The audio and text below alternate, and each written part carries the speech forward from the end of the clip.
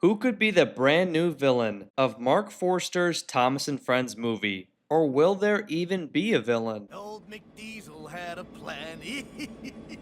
The Thomas and Friends franchise has had many villains throughout the years, the best one in my opinion being Diesel 10, introduced in Thomas and the Magic Railroad. It's also clear that Hit Entertainment and Mattel agreed as Diesel 10 continued to appear in movies and episodes after his initial introduction, not to mention the endless amounts of merchandise that each company has produced of him. But we can't forget the very first villain of the TV series, Devious Diesel, as well as others such as Ari and Bert during their Season 5 episode debut, Sailor John from Sodor's Legend of the Lost Treasure, and even P.T. Boomer, who was cut from Thomas and the Magic Railroad. One thing is for sure, the movie has got to have a compelling villain. A villain that creates for so many theories and potential for sequels and even prequels. That's the reason why I love Diesel 10's introduction so much. Mark Forster's movie is going to be a theatrical release, so we need a villain that will meet those theatrical expectations. I think having the villain be an engine is the way to go and not a human character. While many fans love Sailor John and P.T. Boomer, they really don't have the same motivations as the engines who are villains. I also just don't think they have the same effect or presence on screen as a character like Diesel 10.